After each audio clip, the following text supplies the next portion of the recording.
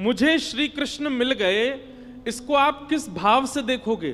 कि मेरे संग कृष्ण बैठते होंगे, मेरे संग कृष्ण खाते होंगे, मेरे संग कृष्ण सोते होंगे, मेरे संग कृष्ण डोलते होंगे, इसको आप समझोगे कि इनको कृष्ण मिल गए? नहीं। सब लोग बिल्कुल सावधानी से सुनिएगा। कृष्ण प्राप्ति के लक्षण क्या हैं? सबसे पहला, आपका हृदय प्रेम से अथाह भर गया हो। प्रेम से अथाह भर गया हो मतलब किसी सामान्य सी स्थिति को देखकर के भी आपका चित्त दया से भर जाता हो, आपके नेत्र सजल हो जाते हो, समझ जाना आपको कृष्ण मिल गए हैं। दूसरा लक्षण, सुनो, अब ताली नहीं बजाओ, सुनो बस।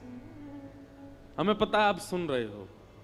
कई बार ताली के चक्कर में क्या होता है, 4 लोगों ने सुनी, उनने बजाई, 40,000 उसी के चक्कर में बजा देते हैं। कुछ अच्छा ही बोला होगा तभी तो सब बजा रहे हैं। ताली मत बजा, आप बस कथा सुनो। और हमको ताली की बहुत इच्छा नहीं है, बस जब कीर्तन किया करें तब बजाया करो आप। सबसे पहला लक्षण कि आपको कृष्ण प्राप्त हो गए हों तो आपके चित्त में अथाह दया हो जाएगी। अरे सामान्य सी गैया विचरण कर रही है, उस सामान्य सी गैया को विचरण करते हुए आप सोचोगे अरे बेचारी कैसी घूम रही है, ये ऐसी भावना, सहज दया प्रकट होने लग जाए, समझो कृष्ण मिल गए। दूसरा,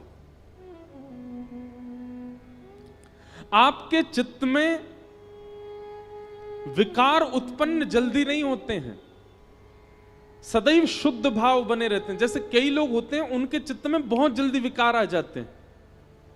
किसी के सुंदर रूप को देख लिया तो काम प्रकट हो जाता है, किसी के अति धन को देख लिया तो लोभ प्रकट हो जाता है, किसी की व्यंजनों को देख लिया तो उसके प्रति आसक्ति प्रकट हो जाती है,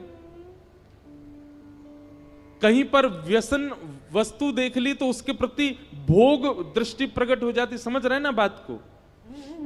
पर आपकी स्थिति कैसी? आपके जल्दी जल्दी विकार उत्पन्न नहीं होते चित्त में। कोई कितना भी रूपवान आपके सामने आ जाए पर आप उसके रूप को देख करके ये विचार नहीं करते कि ये मेरा हो जाए, आप बल्कि उसके रूप को देख के ये विचार करते हो ये इतना सुंदर है तो इसको बनाने वाले ठाकुर जी कितने सुंदर होंगे, ये इतना रूपवान है, बेचारे आदत हो गई आपकी ताली बजाने की। मारी फिर रुक गए, अरे हमको तो बजानी नहीं थी।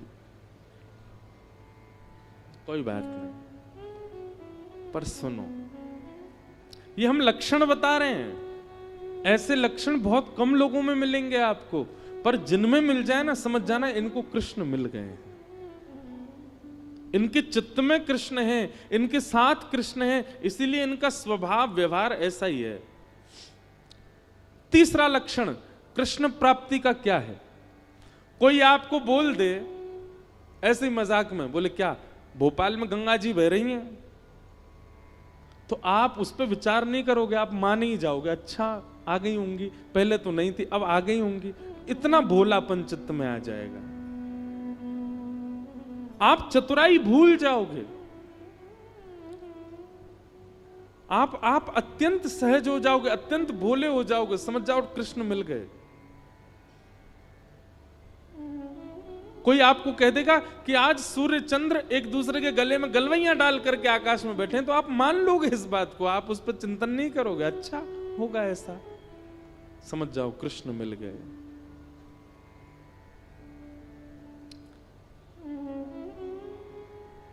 चौथी बात, कृष्ण प्राप्त होंगे तो आपके अंदर स्थिति कैसी हो जाएगी? व्रत करना, नियम करना, जल्दी उठना, कथा सुनना, कीर्तन करना, साधन करना, इनको आप नियम की तरह नहीं करोगे, इनको आप सौभाग्य की तरह करोगे। ये मेरा सौभाग्य है। कोई आपसे रात्रि 11 बजे बोले कि कल सुबह 3 बजे उठना है, तो आप आना काने, अरे राम राम नींद पूरे नहीं होने दे रहे हैं मेरी, क्या करें, ये 3 बजे उठना है, तो आप उसके लिए इतने सौभाग्यशाली मानोगे अपना। अरे 3 बजे उठना है, ठीक है सुबह तो 3 बजे उठेंगे हम। कल आपको व्रत करना है, पूरे दिन कुछ खाना नहीं है, तो आप इससे विचलित नहीं होगे, आप और आनंदित हो जाओगे, अच्छा मुझे व्रत करना है। जैसे कई लोग एकादशी का नियम ले लेते हैं कि हमको एकादशी करनी है, तो जैसे एकादशी आने वाली, वो 10वीं को इतना खा लेते हैं कि कल तो भूखा रहना है हमको। पर कृष्ण जिसके चित्त में आ जाते हैं ना, वो व्रत को नियम की तरह नहीं, सौभाग्य की तरह करता है, उत्सुकता की तरह करता है। जैसे बालक को कह दो कल हम तुझे मेला ले जाएंगे, तो रात भर सोता नहीं बालक, उसको इतनी एक्साइटमेंट रहती है, इतना पसंद रहता है, कल मेला में जाऊंगा।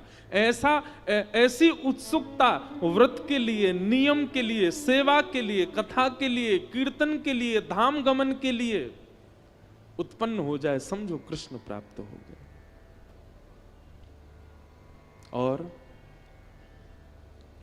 5वां लक्षण, रेलवे स्टेशन हो, एयरपोर्ट हो, बस स्टैंड हो, पब्लिक प्लेस हो, मॉल हो, कहीं भी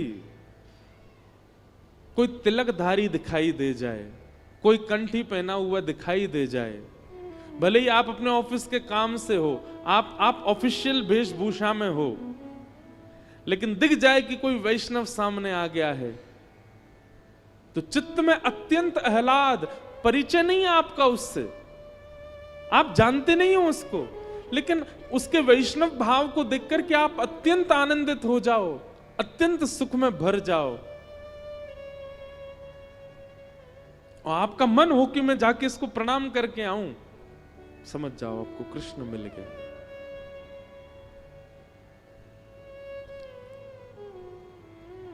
यह कुछ लक्षण हैं कृष्ण प्राप्ति के। कृष्ण मिल जाने का मतलब कृष्ण संग रहेंगे नहीं। मीराबाई अकेली विचरण करती थी, पर उनके हर पद में यही है, मेरे तो गिरधर गोपाल, मीरा के प्रभु गिरधर नागर। मतलब प्रत्यक्षता में दिखते नहीं है, पर उनके स्वभाव और उनके अनुभव और उनकी क्रिया से पता चलता है कि मीराबाई के साथ कृष्ण हरदम है। ऐसे ही हमारा स्वभाव, हमारे लक्षण, हमारे गुण, हमारी चाल चलन, क्रिया बताती है कि हमारे साथ कृष्ण है कि नहीं।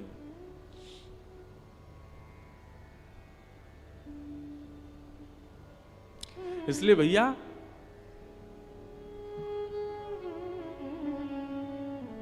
कृष्ण प्राप्ति का मतलब प्रत्यक्ष श्री कृष्ण संग रहे नहीं, आपके स्वभाव में, आपके गुण में, आपके व्यवहार में, आपके विचारधारा में परिवर्तन इस प्रकार का हो जो हमने बताया, समझो कृष्ण प्राप्त हो गए।